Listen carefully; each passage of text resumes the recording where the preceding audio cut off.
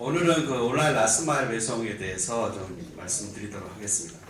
기본적으로 지금 온라인 쇼핑은 계속 늘어나고 있고 주요 유통업체들은 계속 이제 실적들이 하락하고 있는데 그런 부분으로 인해 가지고 이제 기업들이 당일 배송을 경쟁한다든가 오프라인 업체들도 먹고 살아야 되니까 오프라인에서 또 온라인으로 또 들어오기도 하고요. 반대로 온라인 업체도 또 오프라인으로 가고 지금 이렇게 O2O 전략이 양방에서 일어나고 있는데 그 중심에는 스마트폰으로 연결된 라이브 플랫폼이 있다는 거죠. 그게 결국에 라스트마일 배송으로 연결되는 그런 구조가 되겠습니다.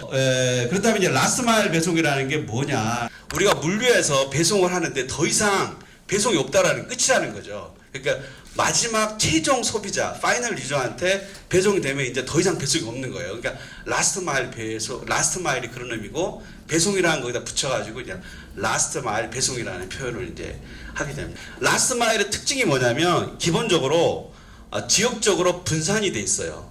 그리고 굉장히 자주 일어나요. 그리고 소규모로 일어나요. 소규모 패키지로 일어나는데 굉장히 자주 일어나요. 지금 모바일로 우리가 주문하다 보니까 그것들을 우리가 고객이 갔던 거를 제가 앉아서 집에 앉아서 보는 거예요. 집에 앉아서 받고 집에 앉아 하니까 이제 고객 불만이 많아지는 거예요. 과거에는 내가 그냥 장을 한번 딱 보고 다 가져온 불만 없죠. 그냥 제품에 대한 불만인데 이게 언제 오는지 제때 오는지 이런 것들에 대한 이슈들이 있었던 거죠. 그래서 지금은 현재 이런 부분들을 해결하기 위해서 ICT 기술과 결합해서 라스트 마일 배송 혁신이 이제 계속적으로 일어나고 있는 거예요. 국내외 라스트 마일 배송을 좀 보겠습니다. 그래서 첫 번째로 이제 대표 주자는 이제 그 아마존이기 때문에 아마존이 고객 주문 배송을 위해서 인프라 투자하고 운영을 투입하는데 2017년 자료입니다만은 하나로 한 27조를 투자를 했어요. 물류 쪽에 이렇게 많은 투자를 한 이유는 기본적으로 앞서 말한 것처럼 분산화되니까 물센터를 많이 지어야 돼요. 물센터 많이 필요해요. 그리고 배송을 빨리 해주다 보니까 거기에 들어가는 IT라든가 투자 비용이 많이 들어가요. 온라인 특성상 제품을 팔 때 내가 실제 물건을 못 보잖아요. 그러니까 반품을 무한정 허락했어요. 반품을 무조건 받아주세요 다. 그러니까 반품 비용이 굉장히 많이 늘어났지만은 대신에 이제 고객에 대한 만족도 높아지면서 그러면서 이제 배송에 대한 부분을 가지고 마케팅 툴로 쓰고 그걸 센싱을 해서 이제 매출 연결되는 그런 구조가 되겠습니다.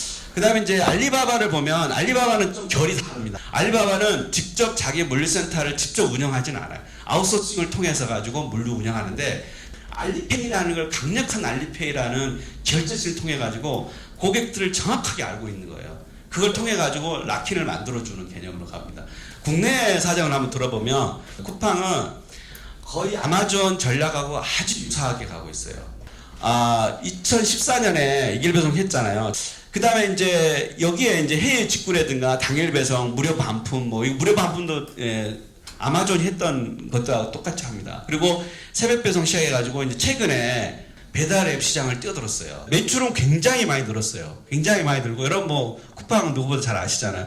문제는 적자 폭이 너무 커서 이걸 얼마만 커버할 거냐라는 게 이슈가 되고요. 근데 아마존이 어땠냐? 아마존도 적자를 굉장히 오랫동안 봤어요. 한 7, 8년 동안 적자 봤어요. 좀 이상하지 않아요? 이렇게 적자를 보는데 왜 비전펀드나 손정이나 다른 투자자들이 투자를 할까? 우리가 말한 SNS나 이런 부분들은 여러분들을 데이터베이스로 이래가지고 그 데이터를 가지고 있는 거예요. 그 데이터가 굉장히 큰 돈이 되는 거예요. 데이터를 보고 그 데이터를 통해서 할 수 있는 것들이 굉장히 많아요. 그리고 이제 마켓컬리를 보면 마켓컬리는 새벽 배송을 처음 시작했습니다. 2016년에 시작을 했는데 여기 보죠. 이렇게 성장률이 폭발적이에요. 거의. 회사의 규모가 좀 작았지 역자폭은 굉장히 커진데 마찬가지로 분산화 전략으로 가니까 물류 투자를 막대하게 할 수밖에 없는 거고 물류 투자가 들어가면 물류 거점을 만들면 왜 이게 어렵냐면 고정비가 생겨요. 무조건 고정비가 생겨요. 그러다 보니까 그 누적 손실에 대한 부분이 좀 어렵게 되는 거고요. 그래서 이제 그 결론적인 얘기 이런 건 뭐 좀 돌아가는 얘기고 라스트 마일은 결국에는 우리 집으로 갖다 주는 거잖아요. 집으로 갖다 주니까 거기에 폭발적으로 딜리버리 횟수가 폭발적으로 늘어나요. 그런데 지금 물류 개념이 어떻게 되어 있냐면 가능하면 물류센터는 외곽에 가 있어요. 우리 도시에 없어요. 그런 부분에서 저는 제안하고 싶은 거는 이제 지금 예를 들면 골목길에다가 그 UCC 개념의 어반 컨sol리데이션 만들어서 뭐 그 안에 한 회사만 하는 게 아니라 제품은 품질과 가격으로 싸우고 물류는 공동 물류 개념의 어반 컨솔리데이션 센터를 해야 되지 않겠냐라는 게 생각이에요. 그 다음에 세 번째로는 이 라스트 마일에 연계한 컨시니 서비스를 확대해야 되는데 이게 이제 사람이 없잖아요. 그러니까 고객 필요한 곳에 하는 투 더 포인트 딜리버리를 하는데 요거에 대한 컨시니 서비스도 미국의 이노미라든가 인카 서비스 이런 부분도 좀 확대될 것 같고요. 그 다음에 이제 문제가 되는 사안인데 요거는 라스트 마일 배송이 늘어나면서 뭐가 늘어나요? 사람도 많이 늘어나는 거예요. 오토바이로 몰고 딜리버리 하는 친구들 뭐 등등등 막 늘어나요. 그러니까 여기에 뭐가 문제 생겨요? 이제 고용 문제가 생기는 거예요. 이 사람이 자영업자냐 혹은 뭐 노동자냐 이런 문제가 있어요. 이런 그 부분들을 어떤 식으로 정립을 해놓지 않으면 잠재적으로 문제가 계속 될 것 같고요. 그리고 이제 물류센터가 분산화가 막 되는 거예요. 그러니까 비용이 막대하게 하니까 분산화에 대한 부분이 물류센터에 대한 분산화 부분이 일어날 것이다 라는 생각이고, 이 물류를 이 라스트마일 배송이라는 그 자체를 하나의 독립적인 물류에 대한 독립적인 사업으로 보는 거예요. 지금은.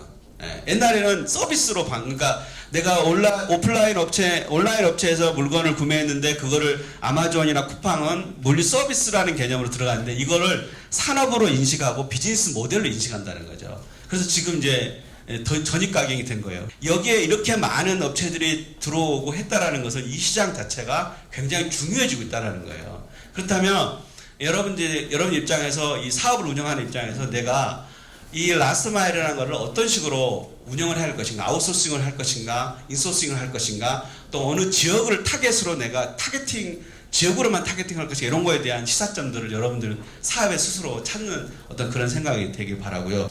경청해 주셔서 감사드립니다. 예.